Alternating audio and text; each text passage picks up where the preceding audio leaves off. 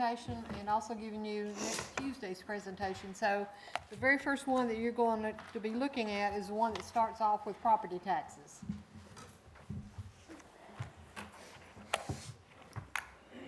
When we received the assessed value in October for our property taxes, the assessed value was $8,588,000. So that equates to a little bit less than 8.5 million. So I'm budgeting at 8.4. I feel pretty comfortable with that number because we do have a lot of building going on, and we'll be receiving, you know, some additional revenues from that. And we also have reappraisal this year. So in October, our appraised values will probably change. The assessed values will change. Don't think the rate will change much, but we don't know that yet. The next few line items are the delinquent taxes that we collect during the year. Those are just estimates.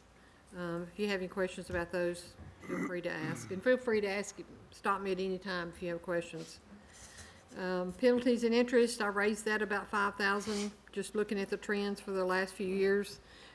You've got trends going back to 18-19, 19-20, 20-21, the forecast for this year, and then I'm anticipating about $30,000 for next year.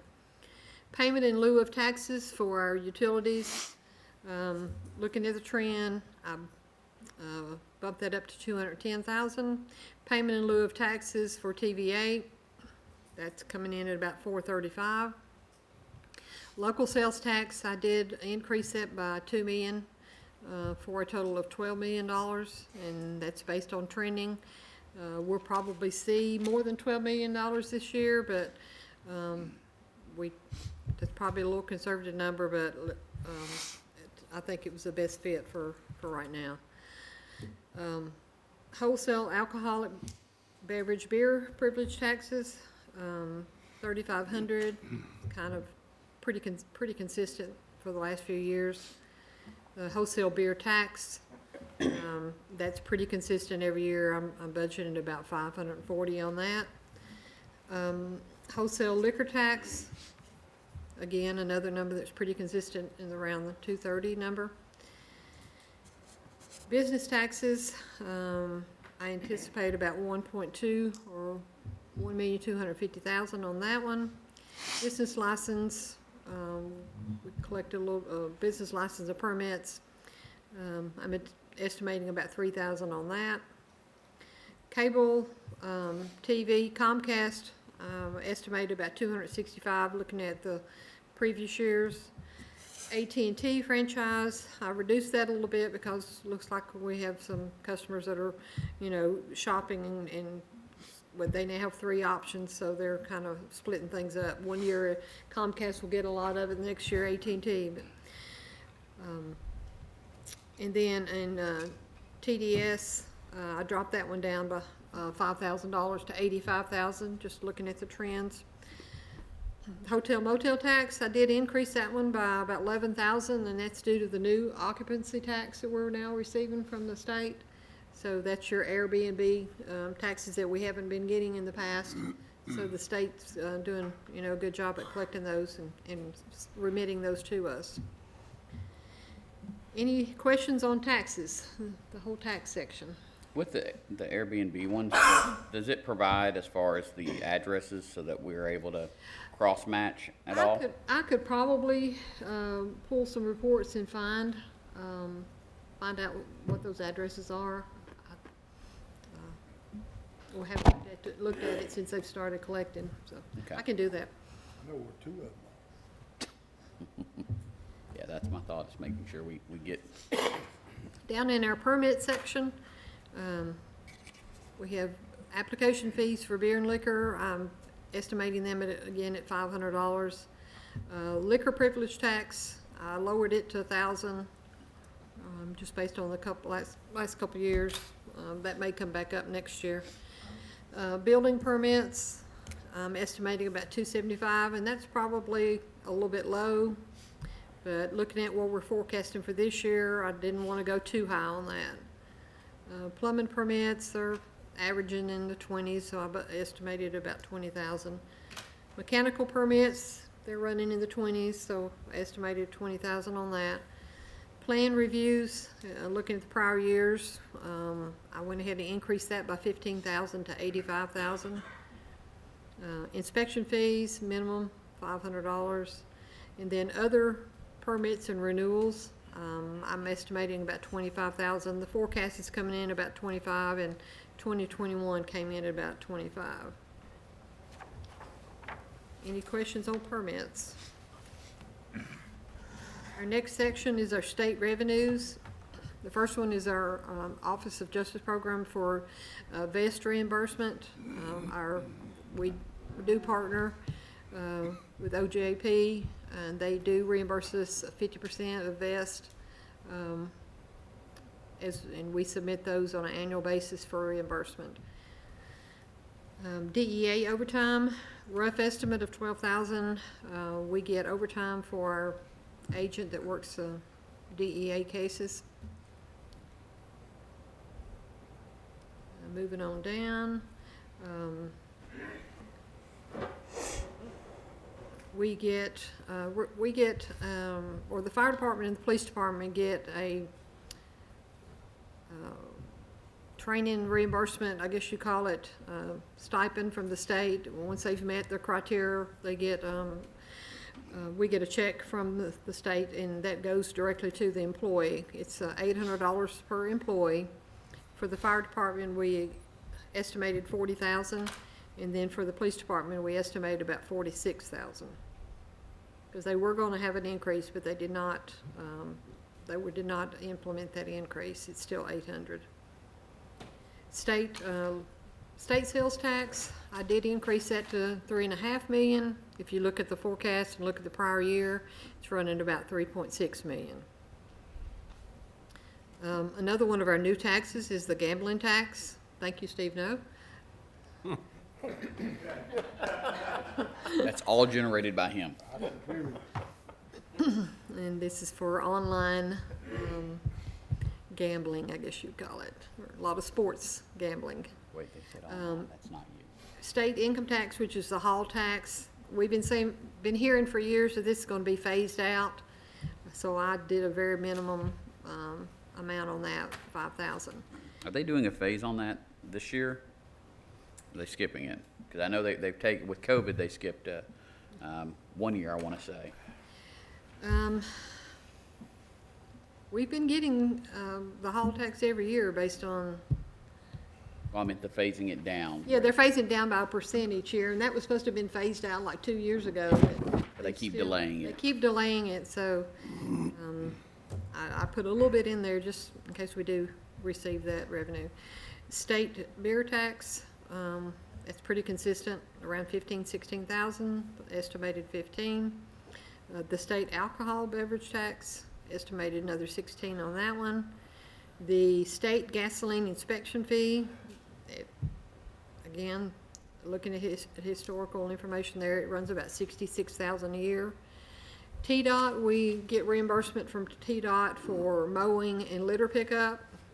We bill them on a monthly basis, and this is the contract amount for that. Moving on down to Parks and Rec area for revenue. Well, not all of these are Parks and Rec, but it looks like some of them are. We generally participate in the TML driver's grant. That's a $3,000 grant. Transient fees, which is fees and commissions, I estimate about $1,500 on that one.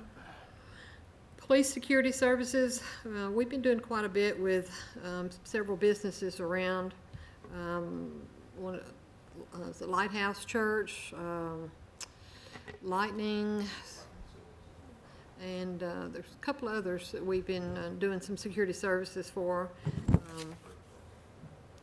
And everybody that we've dealt with so far has been really good about reimbursing us pretty quickly. So I estimate about 1,000 on that.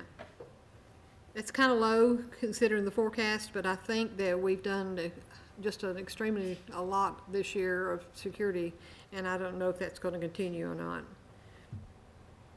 Veterans Memorial Wall, this is for Purchases the bricks for the memorial wall, estimated about 500 on that one. The league fees, I think we have a contract on that one. 10,000, I think they're doing $10,000 donation and 4,000 for the league fees. Don't know of any changes on that one, so we should be okay there. The recreation fees line, that's pretty much our pavilion rentals. We're estimating about 2,500, just kind of average those prior years to come up with that number. Field rentals, if you're looking at the last couple of years, we've been in the $4,000 range, so I estimated that one at 4,000. Multi-purpose building, we do a lot of rentals there, estimated that one at about 7,000. Our next section is the library section. Very minimal amounts here. Got some $100 in fines and penalties, $100 in donations, $200 in copies, $500 in fax fees. I estimate about $50 for lost books and $50 for the children's program. Any questions on any of those? They're pretty minimum there. Next section is the court fines for our city courts and fines and fees. I estimate about 125 looking at the past couple of years. Rutherford County court fines, I estimated that at about 40. Again, if you look at the trend, that's where we're trending. State court fines, estimated that one at about 2,500. It kind of fluctuates up and down, so I just averaged it out to 2,500. E-citation fees, we have a $1 and a $4 e-citation fee that gets added on to e-tickets. Estimated about $900 for the $1 one and $3,500 for the $4 e-citation. That's fairly new. We just started that a couple of years ago. Dui impound fees, these are fees we get from anyone that has their vehicle confiscated and we have to store it when they pick it up, or if they're able to pick it up, we do charge them storage. And then sex offender registry, I estimate about $3,500. That's the sex offender registry. They have to register every year, so they have to pay their fees to do that. The next section is kind of a miscellaneous section here. Interest earnings, of course, we're not earning much interest these days. I estimate about 4,000 on the regular general fund account, and then on the bond fund account, I'm estimating about $500 of interest on that one. We're receiving money from Clearwire, and that's a set amount per month, or $18,000 a year. Insurance recoveries, this is basically any insurance claims we have. I just roughly estimated about 20,000. That could be any number, but there's no good way to estimate that number, so we just kind of been using 20,000 and it comes in as it comes in. The next four items are just where we sell fixed assets or supplies through gov deals. Estimating about 1,500 on general items, fixed assets in general, police supplies and police fixed assets. The next line item is another grant. It's actually THSO, the Tennessee Highway Safety Grant. Used to be called GHSO. I need to change my description there. Estimated about $8,000 on that one.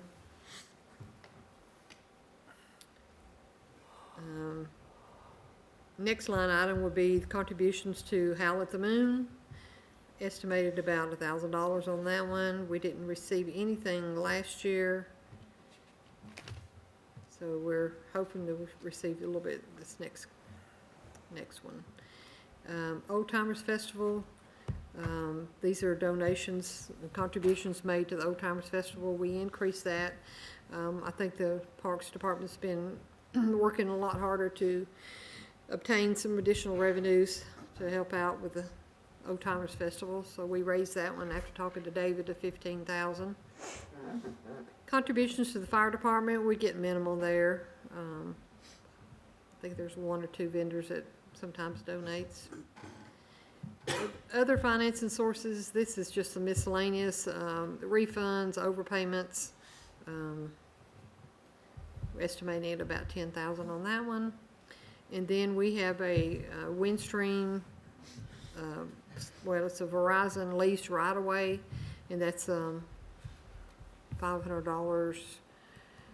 Well, it's supposed to be $500 per year, but we've been getting a little bit more than that, so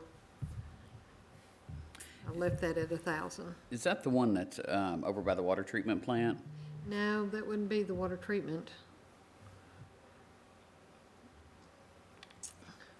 I'm not sure where this, Windstream is over there off Is of it? Jefferson Pike and Old Nashville.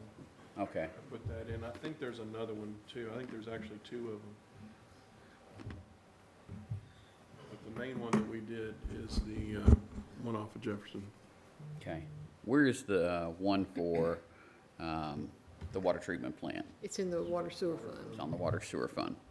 And then I had a question about the E-Citation Fees. That's, for one ticket, there's a $1 fee and a $4 fee, right? So on the $1, you're estimating 900, but on the $4, you've got 875 by the math. I just didn't know if those needed to be the same or how. I've got 900 and actually it should be 3,600 probably.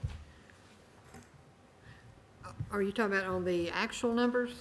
Yes, on the E-Citation, $4, you've got 3,500, and you've got 900. So if they're paying, if we're estimating that there's 900 tickets, times 4 would be 36. Yeah, and I've got 3,500, so I was off 100.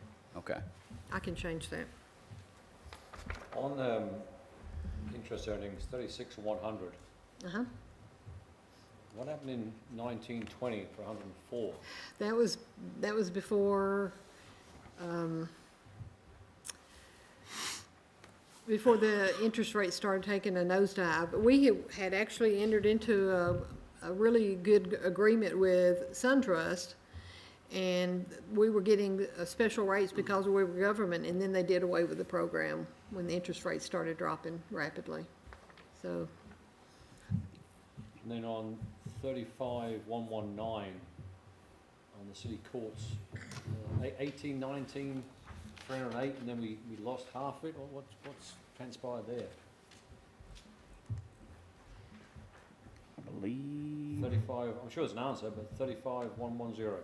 yeah, from city court, there are just some years that we write more tickets or have, receive more court fines. well, if I remember right, COVID started December of 19. And at that time, Chief Walker pretty much had a directive of hands-off as much as possible whenever it comes to interaction with the public to try to mitigate it, because at that point in early 2020, we really didn't know a whole lot about it like we do now. So, Chief, you want to add anything? There was a lot of things that do executive order that the state waived, like expired tags, things like that, just wasn't enforceable at that time. And there was there was a long period of time we didn't have court too. Yeah. Actual court, so. So driver's license didn't have to be reviewed, tags didn't have to be reviewed, so just a lot of things that we just couldn't enforce during that time. I wouldn't be surprised if, just, this is my opinion, if we didn't break that 125, because court over the last month has been packed. So, So our next line item is kind of something I added to this spreadsheet this year, and that's there's lots of items that we were not able to purchase this year because of delays in production. So we rebudgeted $1.5 million, and there's a list. Police vehicles, the police CAD system we haven't finished paying for. Streets has a snow plow truck that we are not gonna be able to get in. Fleets has a service truck that we're not gonna be able to get before the end of the year. We know that we're gonna have some carryover of the design for the fire station. And then we know that we are going to be liable for $125,000 for grant writing for the Brookside Park. So that's the 1.5 million. I kind of wanted to keep it separate from any of the requests for 22-23 because it's not really fair that departments weren't able to get their goods that they had put in the budget. So that kind of separates, what we're carrying over. With all that said, estimated revenues, including the 1.5, which the 1.5 will come out of fund balance, but technically it should go into fund balance at the end of this year, and then we'll just take it back out of fund balance next year. So with all that said, our revenues are approximately $29.5 million. It would have been about 28 million if we had not took the money out of reserves for the carryover.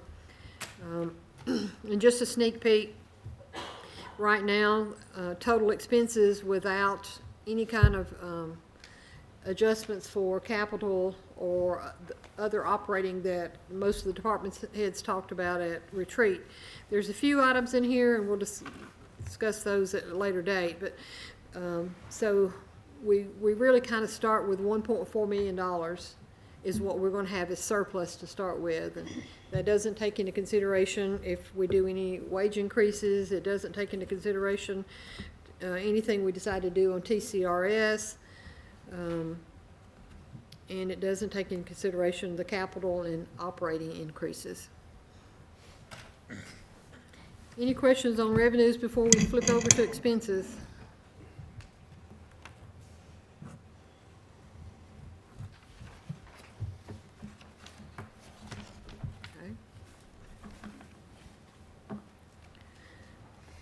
First department we have is our legislative board. We are not anticipating, we didn't do any kind of increases in this department other than health insurance. And I did increase health insurance about 10% overall citywide because our employee benefit fund reserve balance was getting lower than what we needed to cover a couple of months' expenses. So in order to build that up so that we have enough cash flow, we have to increase the contribution by department. So that was basically the only increase to legislative board. Judicial board, same thing, increase in health insurance.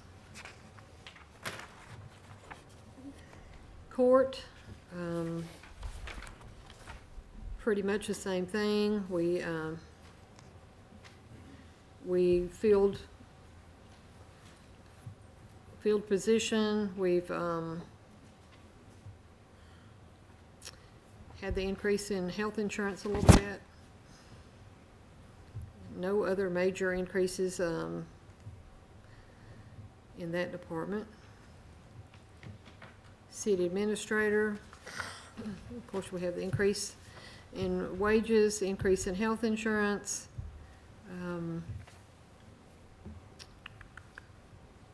That's pretty much it for city admin. I didn't make any major changes here.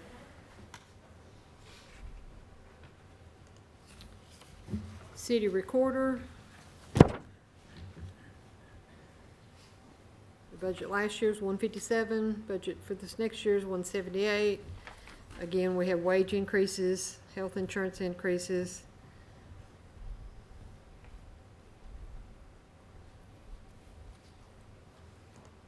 Tax administration. The major thing we added here, other than wages and health insurance, was the reappraisal fee, and that's approximately $304,000 for the reappraisal fee that we'll be paying later in the year to Rutherford County. Phyllis, bonus pay? I'm sorry? Bonus pay on that one? It's got a 1648 for bonus? Yes. Whenever, that means that we have an employee that is, out of the step system, means that they were to step 12 currently, and then next year they will not be in the step system, so we have to give them a lump sum, Okay, a 3% lump sum. makes sense from a salary standpoint. Payroll. Sometimes, your long-term employees, they do, you'll see that. I think we had 4 or 5 maybe this year coming up. Finance Department, we did increase the salary line to cover any,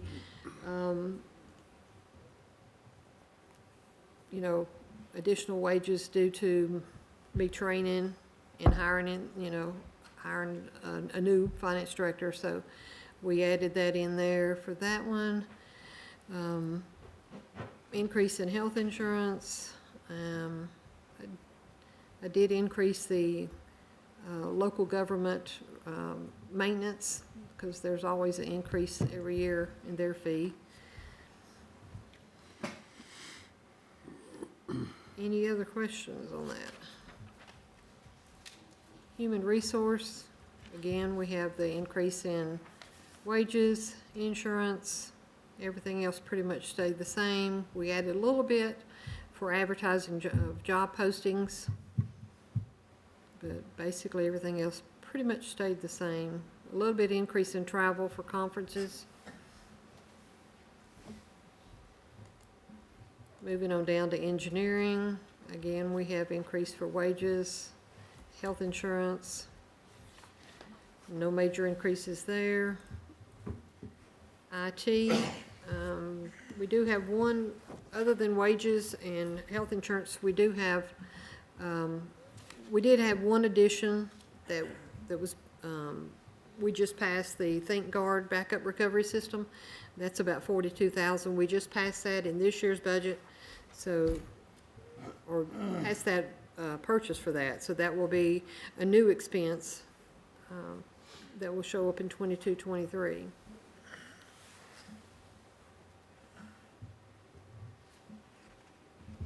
Planning.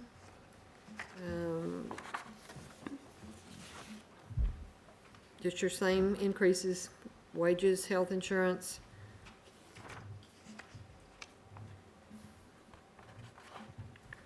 Codes, increase in wages, health insurance again. We did reduce the repair and maintenance line because the Tyler will only be paying the annual renewal going forward. We should be done with training and upgrades to that, so we should be on the renewal end of that. City Hall, pretty much about the same, no major increases here. We did add the special projects census for next year at $50,000. Police Department, we have wage increases, we have health insurance increases. Other than that,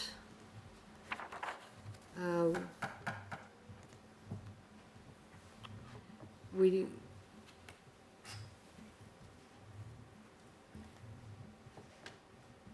should be good there.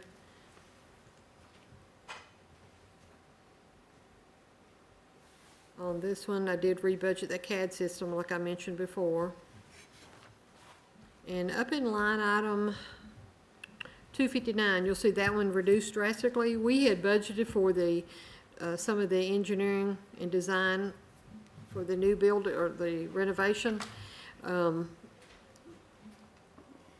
We now know what the true cost of that design's going to be, and that has been added to your capital and other operating expenses that we discussed at the retreat. It's in your second packet, and we'll be discussing that in either the next workshop or the following one.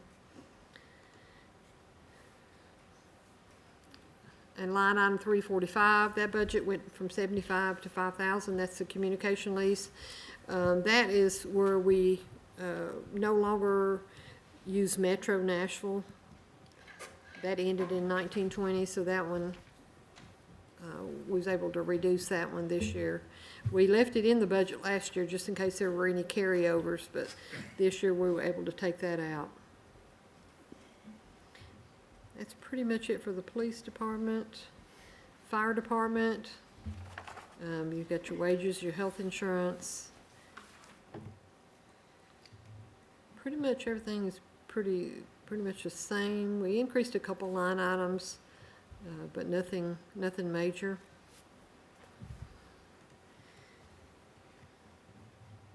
Other professional services went down, looks like. Yeah, I moved that from other professional services and took down to 920, which is the design Building. of the fire department.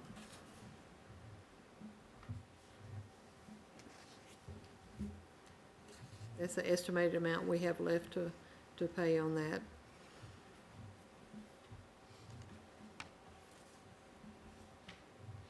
Emergency services, well, no change here. We have the $5,000 for repair and maintenance and $32,400.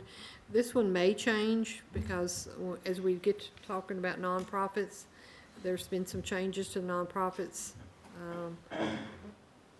So this number may change as we discuss that shortly. Highways and streets. We no longer have the salary person in this position, in this department. So basically, there's very minimal increases, a few here and there. Most departments I did increase fuel cost, so be prepared for that. We're noticing a pretty good jump in fuel. I just hope that we budgeted enough, because we received fuel invoice last week, and as we looked at last month versus January, our fuel costs for the city have gone up about 40%, 42%. So I'm hoping that we'll hit that number and not go way over. And again, the snowplow truck was rebudgeted in this budget. Fleet department, no major increases. We did rebudget for the service truck and this one. Culture, again, we have some of our nonprofits in here.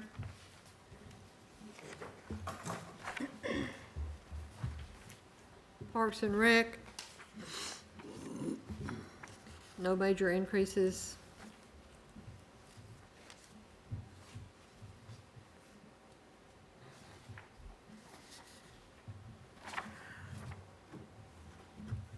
We did increase repair and maintenance supplies and fuel. Those went up just a little bit more than usual, because repair and maintenance supplies, we increased that because of the price of lumber and plumbing supplies that the maintenance guys are purchasing. Felt like we needed to increase that with Said you see current. that. The price of lumber and material that you're talking about. Okay, we no longer have a maintenance department. I usually hide that, but sorry about that. Library, we have our wages and health insurance. We did remove some prior year costs. It makes some of the line items go down. If you see any decreases, it's generally where we've added something last year that we're no longer going to add this year. Let me just make sure this is right. The wages salaried went down. Yes, we're moving one position out of salary into an hourly position.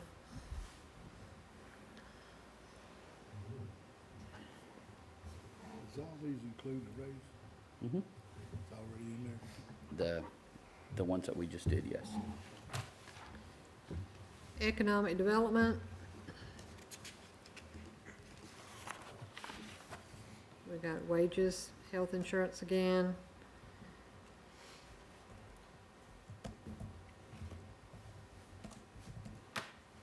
Very minimal increases or anything else.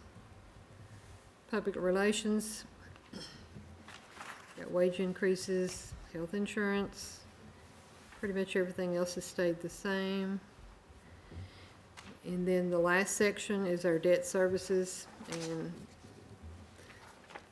those bond payments are dictated to us, and we can't do anything about those. Right. So, operating transfers, I did put, 205,000 in here for the Brookside. I know that's been a project that's in the works, and I think this is going to be our portion of that. We need to transfer that amount over to the parks, capital project parks, because that fund doesn't have a lot of revenue in it. And in order to fund the Brookside Park, we would have to move this over, transfer this money into Brookside Park. And then we have our normal $30,000 transfer to drug fund, and then our normal transfer to senior citizens fund for the 2 full-time and 1 part-time position there. David, how much was that capital adjustment that the state was talking about to us on that call last week for the Brookside Park grant, where the capital was gonna be increased, but we'd have to bring it back before our board because our matching portion would need to increase as well. Do you remember that amount? Yeah, it's 25%. I think she added it in there. Okay. Our original amount was 164, I believe, and then we accepted the 25%. We were gonna have to come up with 25%. Okay, just wanted to make sure that was included in here. That is basically it for the general fund and all the departments. Again, as a recap, when we take the revenues that we're going to earn this year and subtract out the expenses that you have just seen without any capital, without any increase to operating, we have 1.4 million to start with as a surplus. And I do want to bring up the nonprofits while we're all here, and we have a little bit of time. And these are the ones that have turned requests in. I do have the request over here if anybody wants to go through them.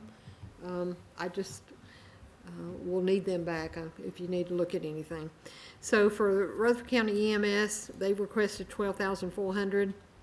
Box 100 has not turned anything in, and I've been instructed that they probably will not. So that may be 20,000 that we get to add back to the general fund, because I did already budget for that. Chamber of Commerce, they requested the same amount they did in prior years. RTA requested the same amount as in prior years.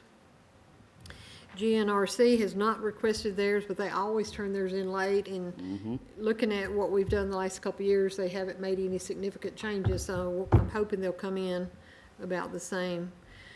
Rutherford Health Department, they have submitted their request, same as previous years.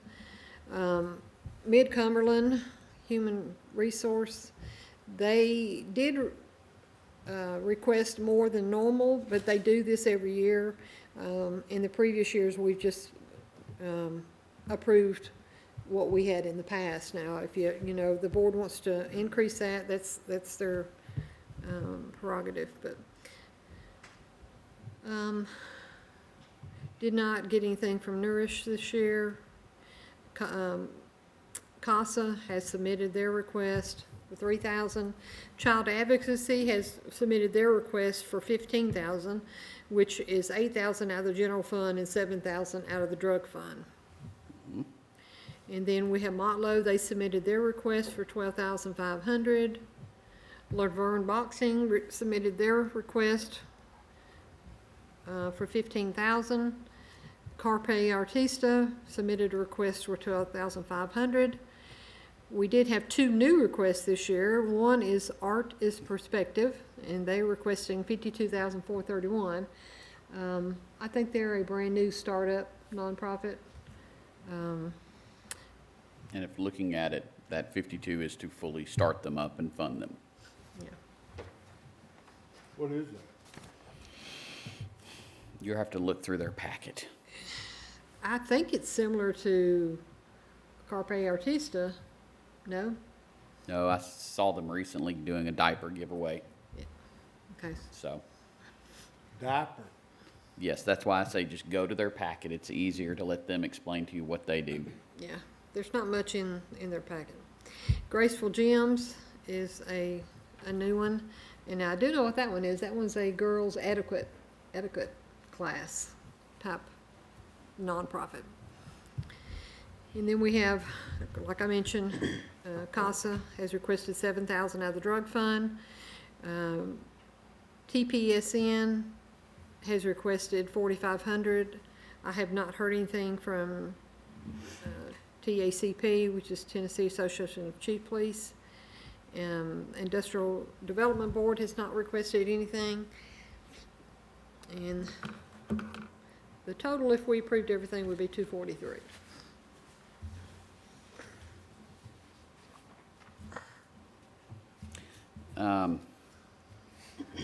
Let's see here, Phyllis, with the, with any of these, as far as the nonprofits, they have to already have their 501c3, or they have to be in the process of it? They have to have it. Okay, so how does that affect the Graceful Gems? Because that, I know when you and I were talking about it, they'd submitted their paperwork that they've applied for it, but it didn't say, that they've gotten it yet. Yeah.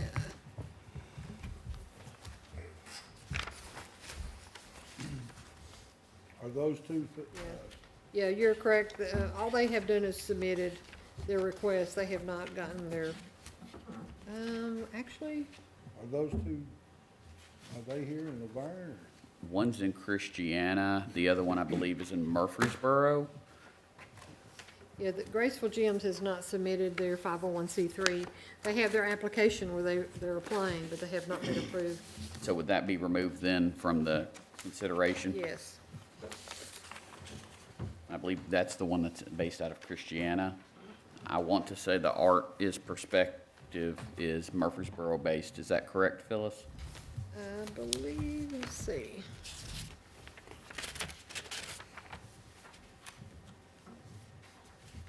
Let's see what their 501c. Actually, it's, Carrie Hawkins Cove, Laverne. What is it? Carrie Hawkins Cove in Okay. Laverne. 612. Thought they were Murfreesboro. So that one is Laverne.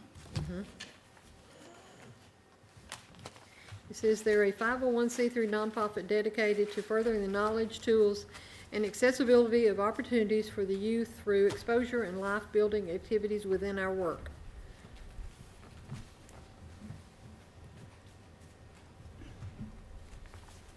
But they are a startup and they Bless you. don't have any kind of financials to provide us. You said they did not provide financials? They don't have any. They don't have any.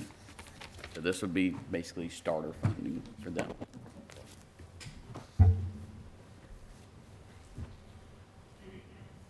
Any other questions on nonprofits or the general fund budget? Bruce did mention that he would like to discuss the enhancements to our retirement plan, whether it be TCRS or mission statement. He has handed out a handout, and this was some information provided back, and I'll let Bruce discuss that if he would like to. One of the topics that we need to have some direction on fairly quickly is the TCRS versus making improvements to hours or some combination thereof. Obviously, with the cost of TCRS and how it affects every single department, from a budgeting standpoint, that needs to be hammered out fairly quickly. Obviously, we can't make a decision tonight. We can't really deliberate towards that decision, but we need some guidance as far as what your thoughts are, as far as which way you're leaning, or which, what you would like to see. We did receive some information from Mission Square, which I gave you a copy of prior to the workshop. And, you know, one thing we can do is enhance our existing program. The top line there that's highlighted in yellow on the second page would leave our 401 pretty much the way it is now, where the employee has to contribute 1% and the city matches it with 4.5%. The change would really come with the 457. If the employee contributes 7%, then the city would match 3.5%, half of that amount, back to the 401. So in total, between the 401 and the 457, it would be 8% coming from the employee and 8% coming from the city, for a total of 16%, which is obviously a large increase over what we have now with just 5.5% when you combine both city and employee. In talking to some folks in different departments, you know, this might satisfy them as far as in the improvement to retirement. Obviously, once the city makes their contribution, there's no further liability down the road. So, you know, whereas with TCRS, it's possible that they could come back in the future years, if they have a bad year, or whatever the case may be, and say, hey, you have to pay us X amount of dollars because our revenues didn't come back the way they expected. So there's more unknowns with the TCRS. But I wanted to make sure you had this information. You know, I mentioned at the retreat that I had not received anything from them.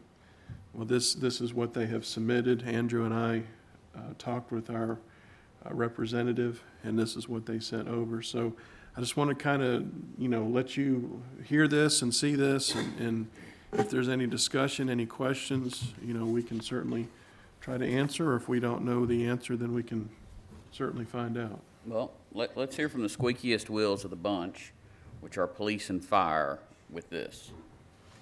Chiefs, you are both here, so let's hear your thoughts. Because this is, I mean, retirement is the first place we have to start budgeting for, period, this year. Chief Beasley, aren't you in TCRS? No, sir. Chief Davis? So we don't have anybody here that actually came from TCRS. Well, he has years Well, with yeah, when I TCRS. was, That's what I just asked. Metro government, I do, but when it comes to the police department, we have a fairly young department, so most of our officers are 5 years or less in the department. So for us, guess some sort of hybrid premium would be better for us. You know, I would love to see that and have that as a benefit for any newcomers to say, yes, we have a retirement system, but for people who've been there like myself, 19 years more, I don't see that being necessarily a benefit for us if we don't get some sort of buy-in with it. So it's just, we have to be the bridge builders for the newcomers coming in. That's what I would say. So what do you think about the presentation that, or the information that Bruce just gave us here about possibly changing the contribution rates to essentially be total contribution between employee and employer of 16%? Is that correct in saying? In the Correct. 401k side of it, I do see that as being a incentive to stay with the 401k for people who have to. You know, for the ones who, if there's no buy-in on the TCRS side of it, I can see that being a benefit there. But also see the benefit of a newcomer coming in with a retirement system in place. Yeah, with the, just being, With a 401A, is there opportunity for 25 or 30-year retirement plus age? I can tell you that being a street police officer, well, I can't say being a street police officer, but riding a fire truck at the age of 62 is difficult at best. And where a defined pension with TCRS could provide for a retirement for a firefighter or a police officer at 25 years of service, or 30 years at maximum retirement, if I'm understanding that correctly. And for those opportunities in public service, I think that's something to consider. Trying to get to the age of 65 years old on a 401K and trying to ride fire trucks. And within the fire service itself, we have limited room for growth. And so where people sit today may be where they're sitting 15 to 18 to 20 years from now. Okay, so, and then let me ask you as well, because you definitely, there's a preference there towards TCRA. We've got the 3 plans, and we're not, at least from the presentation, I did not get the feeling that anyone had found the up to $13 million in Phyllis's slush fund that she's hiding, Sorry. to do the buybacks. So what are y'all's thoughts on the different plans? We have the legacy, we have the hybrid, and we have, Bruce, what's the other one? Is it contemporary? It's between the two. It's a different defined benefit plan. It's not as good as the legacy, but it's a little bit lower. It's kind of a middle of the road type. Legacy minus. Yeah. And it So- doesn't, excuse me, it doesn't cost as much to get into it. If we don't do any buyback do years, buyback none of them do, but So I there may wanna- be an extra cost. They said that there's, Andrew, I don't know if you remember where we were talking about the unknown costs that they sometimes hit you with. Yeah, those variable costs that can, when they're rebalancing their books and looking at their plans, they may come back to you and say, hey, in order to continue, we need X amount of dollars, and that's an immediate continuation check that has to be written. The enhancement on the 401 side, those are, we know the defined maximums. If 100% participate at full rate, we know what that number is, that number won't change. With TCRS, the element that is uncontrollable to us is whatever they decide they need as an additional amount to continue to fund. But that's not an immediate hit, could happen at any time, is that correct? We just don't know when. Correct. Okay. So I had a real good conversation with a gentleman one night about all of this, and a lot of the stuff stuck in my head, and he's not talked about this because nobody's went to him, but I'd like to hear Kyle's Uh-oh. point of view on TCRS, I mean, because what he told me one night kind of stuck in my craw. well, you've got, as a recruiting tool, yes, it could be good to go to TCRS for police and fire, but it's also could be used in the opposite way. I mean, if we go to TCRS, it makes it easy to jump to somebody else that's got TCRS also.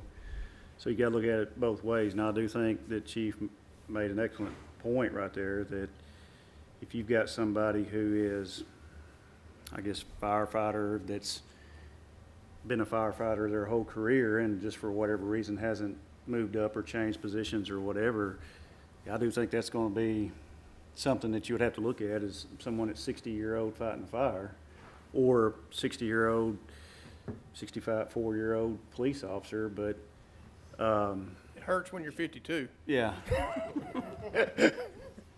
But you look at what, as far as the city, right now you have, a liability of what y'all have basically agreed to, which is if the employee does 1%, y'all do 4.5%. So you know what that cost is, you can budget for it. It doesn't expand in the future. That could be, like what Andrew was saying, they may look at their books and basically say, well, you owe $500,000 extra this year. Well, the board's gonna have to take care of that. If you ever choose to go to TCRS, then as opposed to a liability that basically what it is, you budget for it, you pay it that year, you're gonna be on basically the hook for that retirement plan until that person passes away. So if you have TCRS for 10 years and decide, hey, we're not gonna do that anymore, that 10-year period, you've got all those folks, you've gotta wait until they all pass away until you're done. So whenever you enter into TCRS, it's not a commitment of, okay, we're gonna do a retirement match. You're basically, it's a long-term liability for the city that, like what's been stated numerous times, we really don't know what those costs are. I mean, you can budget out the percentages that you're told, but if you have a lot of lean years or bad years in investing or anything like that, then the city's on the hook for the extra cost. Where if you do more of a match, then again, yeah, you're increasing what the city's responsible for, but it's not an unknown. You can basically budget for it. So, I mean, there's pluses and minuses. The other thing is the TCRS, if you decide, okay, well, I'm moving out of state, well, TCRS is Tennessee. So, I mean, if you have a 401 or something like that, it's still, you can still invest and do good in other locations. I mean, there's pluses and minuses on all of it. I do think emergency services, though, is most definitely the ones that would benefit the most on TCRS. Because more than likely, they're going to stay in the area. They're going to, it's a career. Like in my personal situation, I'm engineer. If I go out into the private world, I don't get TCRS. That's not an option. That's not something. So for me, it's not, you know, I definitely am not enticed by TCRS. Now, if I was in police and fire, I would be.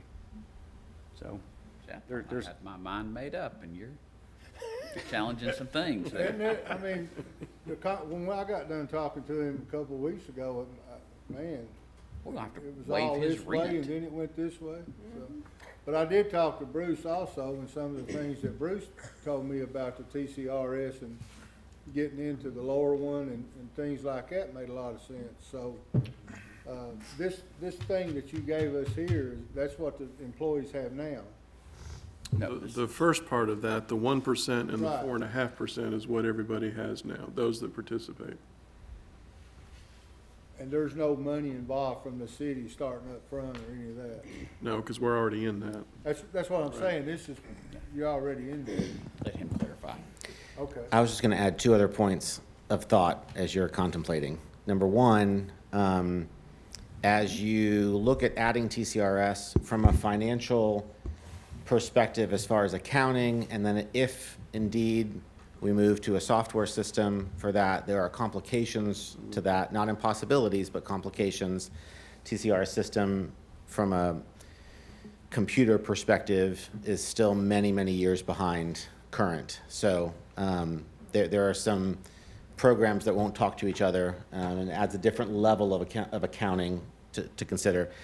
But the second point is, you know, there's a mandatory 5% from the employee perspective. Now, Bruce pointed out in the planning retreat that, of course, the city could say, hey, we're going to cover that, we're going to cover a percentage. But if there's no covering of that, I just want to point out that I've been looking at 401 involvement right now, and that's going to be a significant growth in what employees will be required to do if they choose to be in that program versus what they're doing now. So if we look at current behavior, our employees are not investing their dollars at a 5% rate. And I don't know for a fact that that hasn't been fully thought through by all of our employees that are advocating one side or the other, right? But if they want to join TCRS, there's a mandatory 5% contribution. And we're still working on education to get them to invest 1% to gain that match. I just wanted that to be on the table for consideration as well. And I think that's a key point. That's, Steve, that's one of the things we had talked about that night, basically is, you know, you're looking at raises all the time, even, you know, we just went through a 10%. Well, if we was to start going in TCRS, that raise went from a 10% to 5% because 5% has to go to TCRS. So once they realize that, and money is definitely taken out more than this 1%, you feel those percentages, you know, especially when you get up to that 5, 6, 7%. So it's one of them things, if the city's willing to take on the responsibility of even more of a percentage, then the employee, yes, I think would definitely go for it. But at some point, you've got to look at what the total package is of what you're providing employees. Because, I mean, if you're being competitive with pay and salary and wages, then, okay, what's the other benefits? We've got, you know, health insurance. You look at our benefit package right now, and it's, you know, this board has been generous enough to to put a very competitive package forth right now. I do think retirement would be the one thing that would be lacking a little, but, you know, it's really a decision for the board. That's a lot of pressure on 5 people, ain't it? And Bruce, just a question, so going with the highlighted one you presented this evening, the city's cost would be an additional 3.5%, is that, am I reading it? Yes, sir, and that's the maximum if everybody's contributing 7% into the 457. And so therefore, that could be somewhat a firm budgeted number. Right, we know what that ceiling would be, yes. Is that the second number you gave me, the 1.25? 1.2 is the max. Okay, yeah, Again, 1 point, that's everybody at 100%. yeah, that's If somebody decides everybody they wanna go participated. 5% or 5.5%, we match at half rates. So going from the 636, was it? 630, Yeah, that sounds right. Okay. yes. so 3.5%, so you're increasing it 3.5, if everyone's in with the transaction. It's not quite double, but it's not far from it. So we heard from police and fire, what about Michael, David? Don't forget Bo. I think Andrew hit the nail on the head. I think a lot of my guys, they're all for TCRS. I don't think they understand that key factor that you're gonna have to contribute 5% of your prices. You know, it sounds good in the scheme of things, but like I said, once you pull that 5% off, you're off half of that 10% raise that we received. Now personally, if I'm a new hire coming in, and I could afford that 5%, I would want to go to TCRS, no doubt. But everybody's in different situations in their life, you know, so it depends on that person, I believe, for the most part. Dave? I kind of agree. If I'm sitting where you guys are, to me personally, it would be a no-brainer. I don't see how you could vote on something that you don't know the outcome is. It's gonna vary year to year. You know, so if you go TCRS or the hybrid program, you may be on the hook for 500,000 this year, $1 million next year if there's a shortfall, or you may be on the hook for 0. That's just the unknown. Where the other, you give the employees the option, you can put in 3%, you can put in 7%, you can put in, I think, 8 the max. You have employees now that aren't taking advantage of that, but that gives them a little leeway, so they're not set into 1%, 5%, they've got that fluctuation in between. Ray Dodd? There's been very little discussion in my department either way. I've got myself and 3 other employees that are on the cusp of retiring anyway, so we're not in this game much to speak of, and the 3 or 4 that I do have very little, if anything, have said about that at all. One way or another, I got sir. a question. Clint? Does anybody know if this has ever happened with TCRS? Have they ever come back to any city or any of their customers and said, we need more money? Definitely. How often does it happen, do you know? Usually during the downturn of the economy. So it's I mean, a year like this year, it could happen just So it- because of the market being it's down. not unprecedented, it happens. It does happen, I don't know how often. Okay. I remember back in 2000, when were we doing the last TCRS study? I remember there was 7 or 8. there was one city close to around us got hit with a 16% that year. I can't remember if it was Rutherford County or Murfreesboro or who it was, but it was, I definitely remember that we were told that they got hit with the 16% true up. From what I'm hearing, a bird in the hand versus 2 in the bush. I mean, I think one thing's clear is that, unless I'm wrong, is basically buying back years is pretty much off the table because of cost. So everybody would have to understand that even if you've had 7 years, 6 years, or 20 years here, we're all starting at 0 when it comes to the TCRS portion. You know, that doesn't mean you're losing your retirement. That just means that, you know, the years of service you've already had. So if you're a fireman that's had, you may already end up with somebody that's going to be 60-year-olds, because you may have a 55-year-old right now that basically would be starting at year 0. Okay, well, we still got that problem, because that's the biggest problem I think I've heard so far, is just being, what do you do when you have a laborer, like in public works situation or parks or police and fire? What do you do when you have that person that's 60-year-old that's put in a 30-year career you know, I wish they would be able to have that choice to retire. Because, you know, when you get that age and you're trying to still do labor or work, that's not a easy task. There's also a vesting difference between the two programs. So GCRS, 5 years before you vest. Is that right? Sounds right, yeah. And our current 401 plan is a 0-year vest. So you vest from the moment you start with the city. I'm jealous.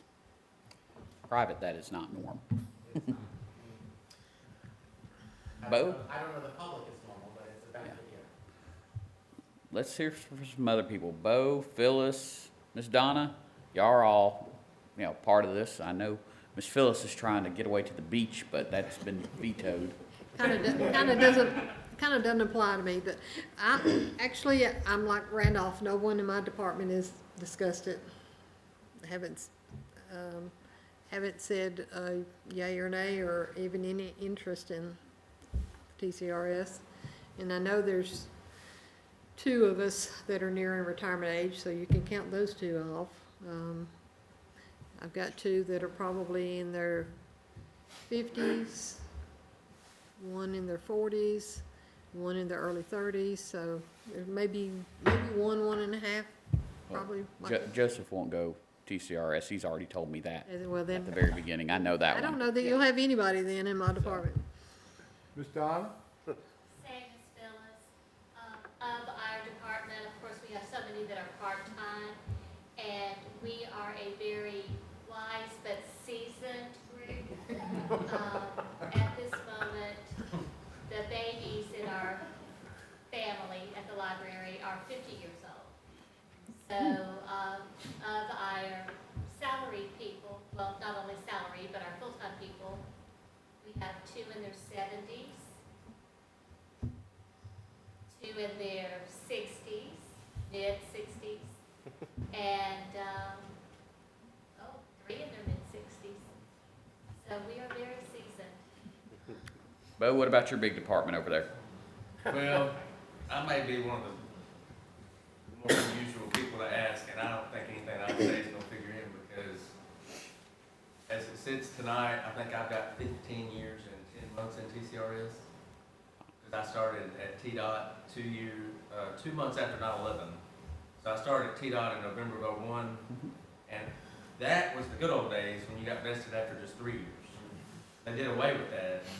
So I got vested at TDOT in '04 and stayed till, well, I changed to the Department of Economic Development and went to the state to be a planner. So I kept in TCRS. Then I switched to City of Mount Juliet, and they do TCRS, and did 9 years there. So, I mean, of course, let's go to TCRS.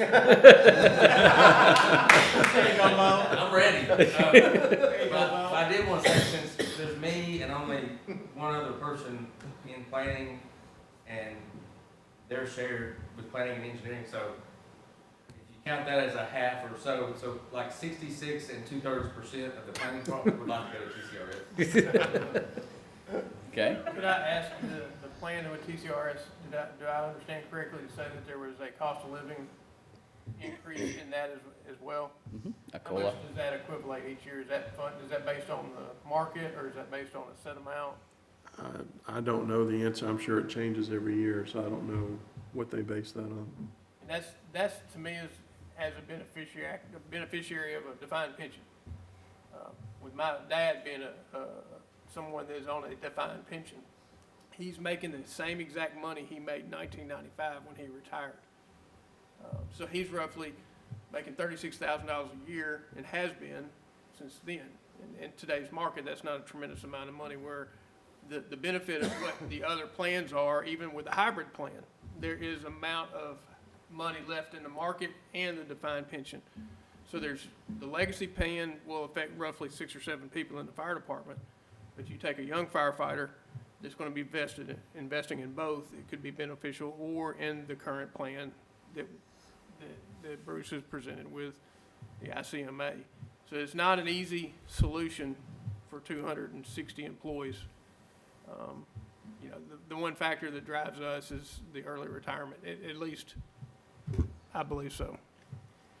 And early retirement is not leaving early, it's just doing your 25 and or maybe 30 at the most and getting out the door because it's tough on your body. And in the scenarios that we have now, the cancer causing stuff that we face day to day, it's a tremendous toll. We still have you for 20 more years, right? Yes, sir, you said I had a contract. Yes. You just said it again. Contract to stay here. So, Bruce? Let's hear your opinion. As a longtime employee, personally, TCRS would not benefit me whatsoever. Especially not buying back any years, because obviously I'm not going to work another 30 years before I retire. So I might have 15 if I'm lucky, but I will never get to that 30 years just because of my age and the number of years I've already worked here. So for me personally, it would not benefit me. I would do better staying with Mission Square. I see pluses and minuses both ways. For like the fire and police, if you're just starting out and you don't have a lot of years in and you're relatively young, yeah, you could get your 25 or 30 years in and retire with full benefits, which I think would be a benefit for those departments and in your labor departments as well.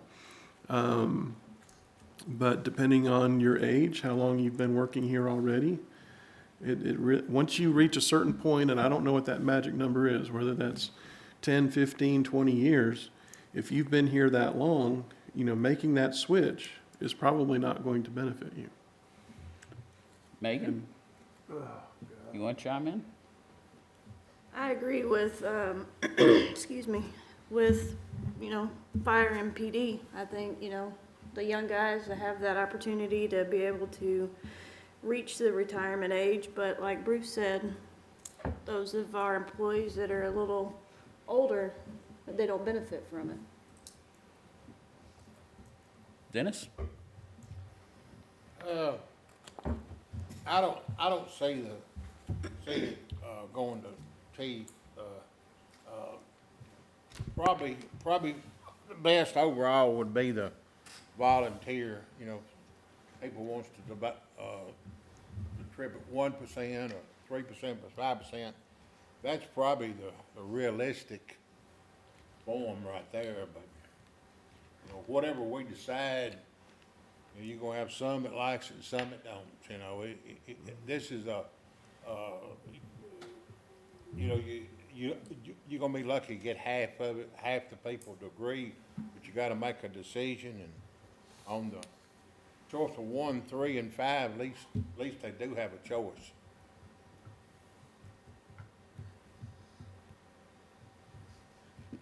So is that clear as mud for direction, Bruce? Yeah, I think so.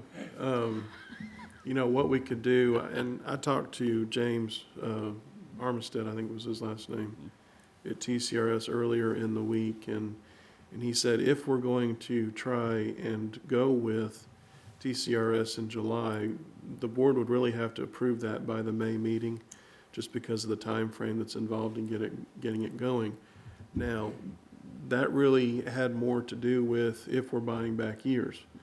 The study that we just completed actually will expire, the numbers will expire, I believe he said July 1st. So if we're going to act on it and buy back years, we have to make that decision rather quickly.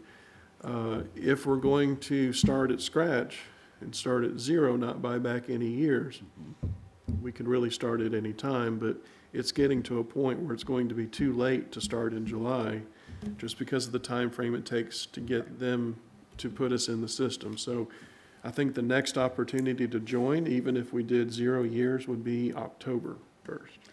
Now, the other thing that we can do as a board as well is, if we choose, we can go and say we're going to do TCRS, but at the same time do the enhanced benefits for those that do not choose to do TCRS. And we know what the maximum value is of each of those if it's 100%.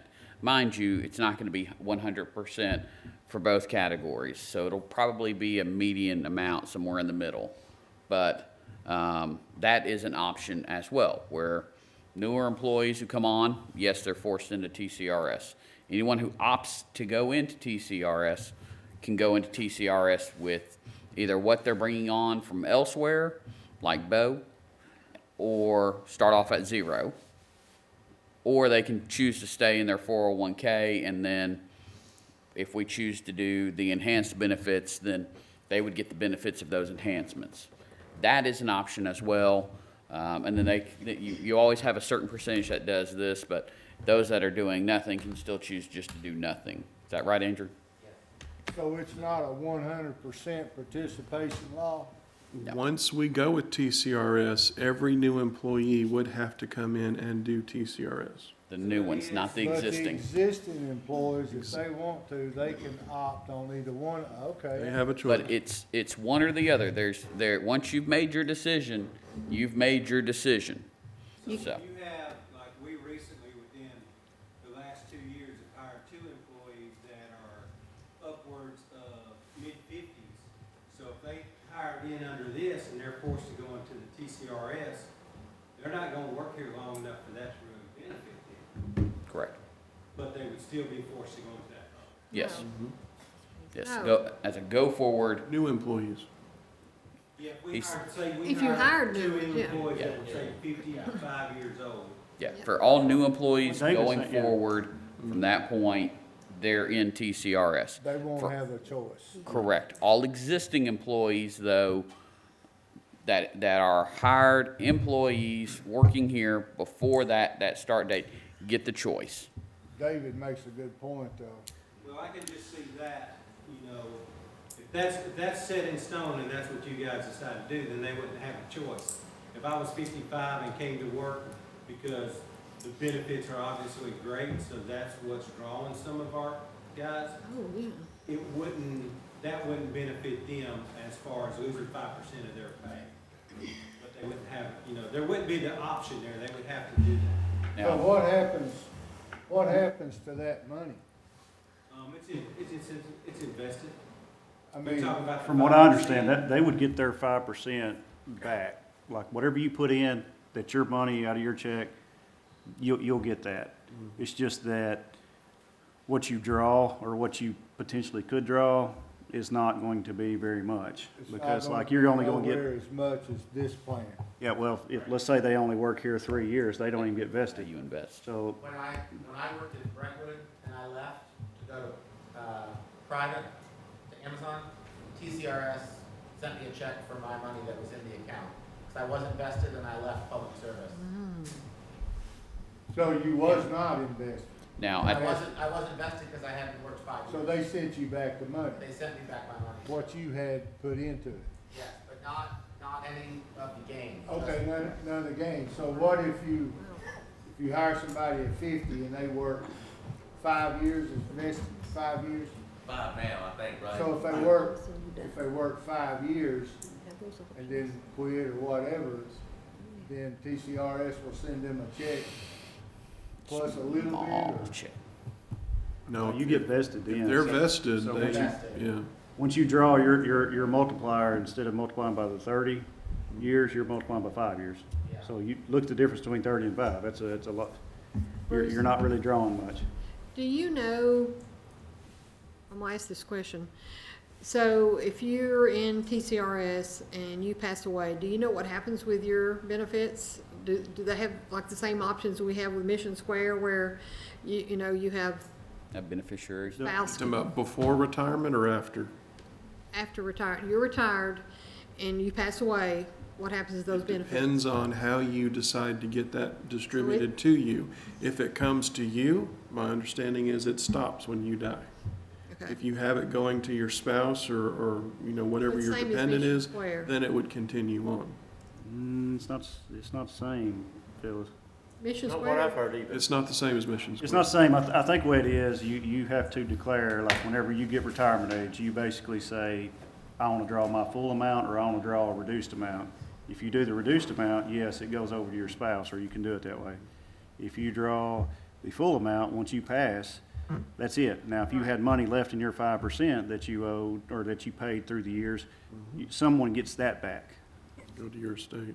But what you get right now with our Mission Square is basically what's in there, that's your money, so Yeah. even That your goes to your gains and benefit. It goes to everything. your It goes beneficiary. to your beneficiary. Right. Now, just to play devil's advocate to David's scenario, because you mentioned hiring somebody who's 50 plus, and it really wouldn't have a benefit to them unless you had someone who has already been in TCRS, like let's say a retired firefighter who determined at 50, it's just too hard to be fighting fires and riding on those trucks. And they prefer to go cut grass, because we have a lot of them that have grass cutting businesses. And they say, hey, I like the fact that Laverne has, the full benefit package. Let me come over here. Their TCRS would just transfer over. And so you've got that aspect of it as well. There's pluses and minuses. It makes it so that, yeah, it's easier for people to leave or to come, but also you've got, those scenarios where, depending on age, it's a benefit or a detriment. Another That's what thing, Kyle was talking about. Yep. So Bruce, taking away the fact that it wouldn't do you any good, we understand that. But speaking from a admin, what do you think in an admin's position would benefit the city and the employee the most? in my opinion, and solely in my opinion, Okay, I think it would be best to bump up what we already have and not do TCRS. That's my opinion. Now, another thing to consider that I have not mentioned previously, there's multiple TCRS plans out there. And all of our current employees that have any kind of TCRS in the past may be on different plans. Not everybody's going to be on legacy. Some may be on hybrid, some may, there's 3 or 4 out there. So even if we were to pick, let's just say the hybrid plan, well, anybody who has previous legacy experience, years, whatever, well, a hybrid's not going to benefit them, or vice versa. So, even if we're going to TCRS, that doesn't necessarily mean it's going to benefit those here that already have some years built up. so if Bo is vested in legacy and we go with hybrid, It won't help him. it won't help him. Hybrid. Hybrid. Hybrid. So let me ask, similar to what Bruce what Steve asked Bruce, and I want to pick probably 3 people's opinions without them considering themselves. That's Kyle, it's Andrew, and that's Phyllis, because Phyllis is definitely staying here for the next 20 years. So what are your thoughts on this, taking yourself out of it? And Andrew, you get to come up. Does this board vote on Phyllis staying? Is that? Yes, it does. When do we get that on the agenda? That was last week, part of the consent agenda. That would be a bunch of Zoom calls. It'll be by Zoom call. She'll be on floor. Sure have the financial report, pops on the screen with the Go waves ahead, behind her. Andrew. Your thoughts, Andrew? You're private and public. You've been both. Yeah. What are your thoughts? I don't put a whole lot of, while I think it's valid, I don't put a whole lot of weight in TCRS being the attraction piece that maybe it's been pitched as. I think it's important, and I think it will help, but I don't know that it will help at the degree that it might appear. I think people who want to work in public safety, make that decision before the equation of retirement. Second, I think people who want to work for the city of Laverne make that decision before considering retirement. So I think there's some precursors to that.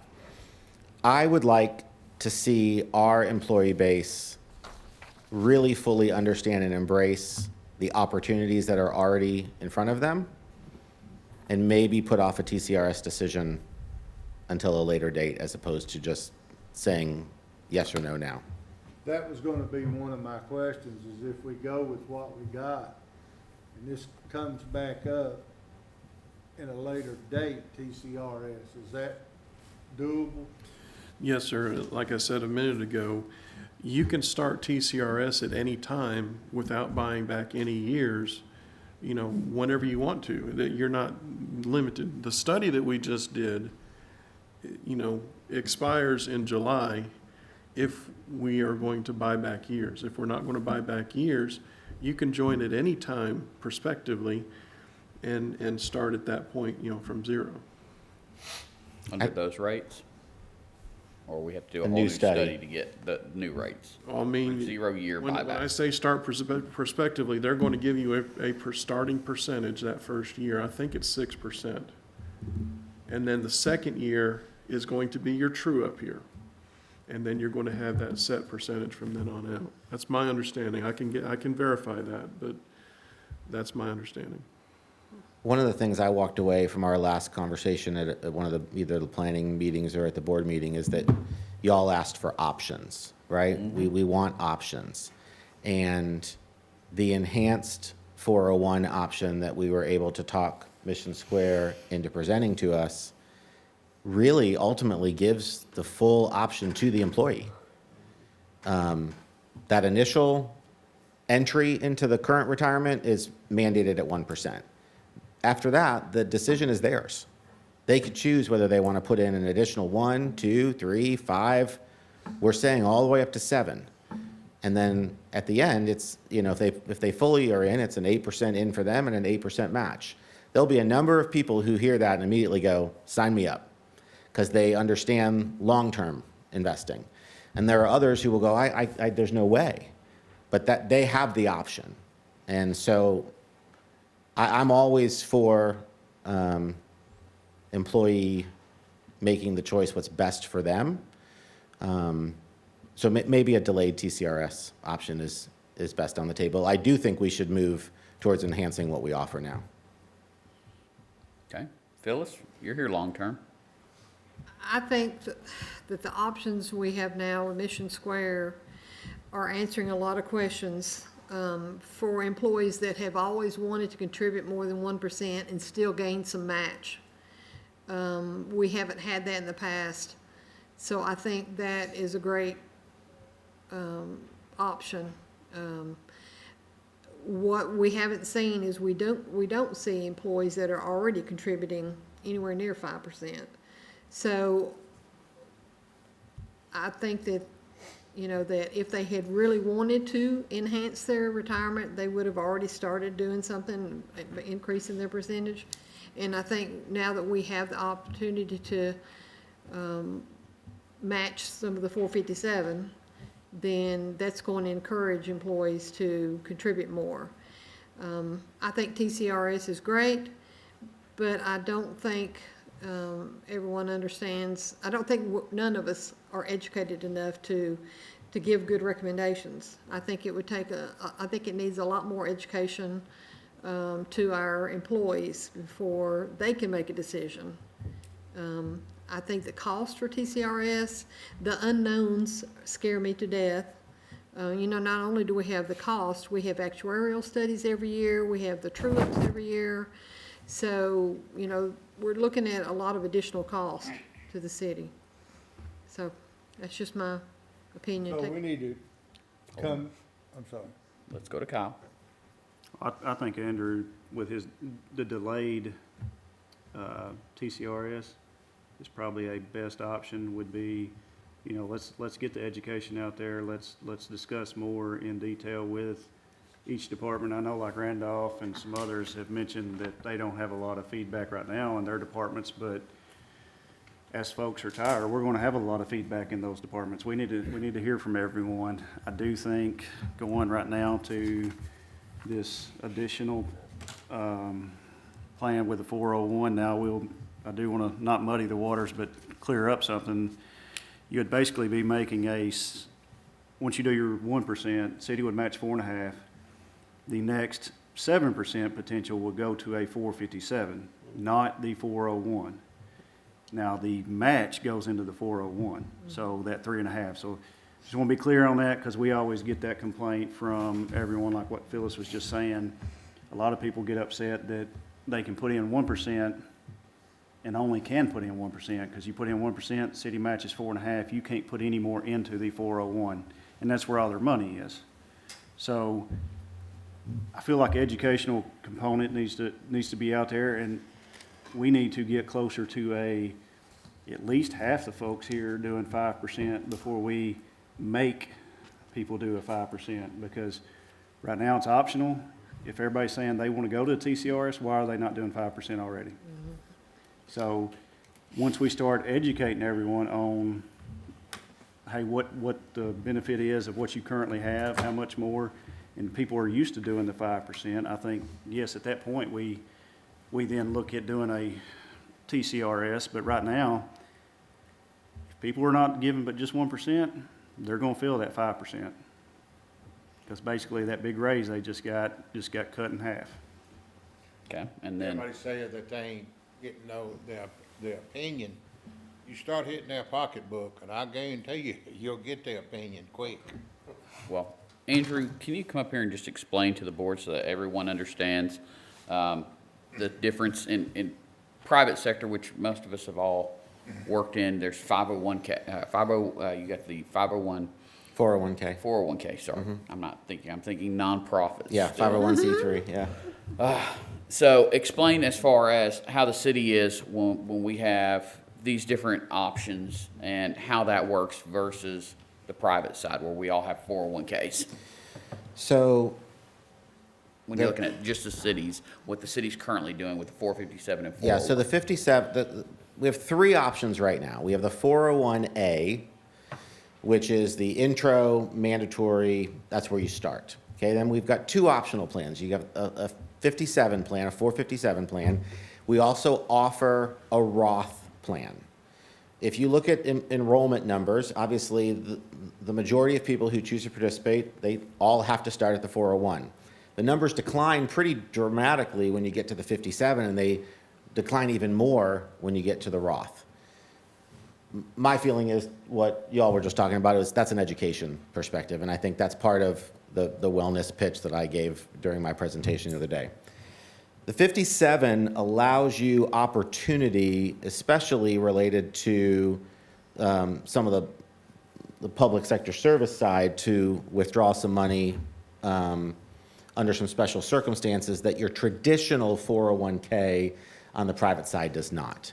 So the 57 is a much more accessible plan to consider when you work in the public sector or in the service side, the police and fire side, because there are carve-outs that allow you, if you end your employment or if your employment is ended, to get access to that money.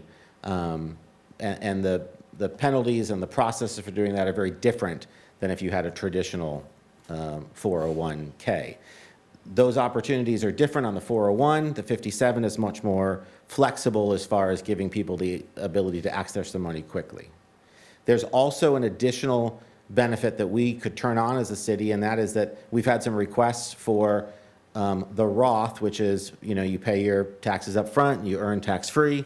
There's a 457 Roth that's also available right now in our plan. We just have to turn the switch on. We've had a couple of requests for that. So I think, if you talk about an enhancement, one of the things to consider is the reason that the additional match on the 57 side would go into the 401 side is because the 57 has a maximum contribution cap.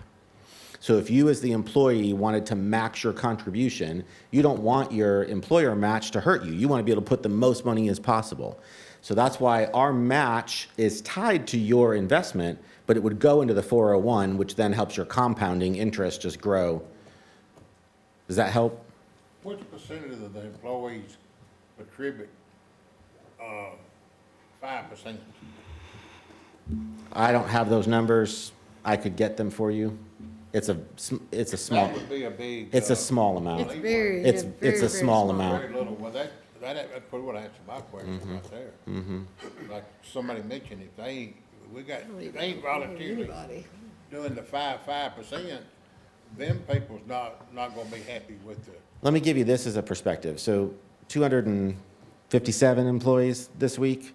When we did the pay raise last week, we had a slew of people that came into the office because we were talking about the 401 side, that have worked at the city for 5, 6, 7, 10 years, that have never participated, that signed up. We had 2 employees of 257 who said, I want to take the 10% raise that I got and put 10% into my 57. 2.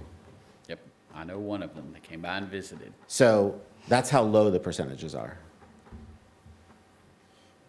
Okay, any other questions on retirement? I just like to say I appreciate the staff putting all these options together. It's a very tough decision. I mean, I think we all agree with that. Everyone here in this room agrees with that. But me, I do like the firm budgetary numbers rather than a flexible number. Well, so that we're not deliberating, because that's the big thing that Bruce wants us to get away from. I would ask everybody to shoot an email over tonight, tomorrow.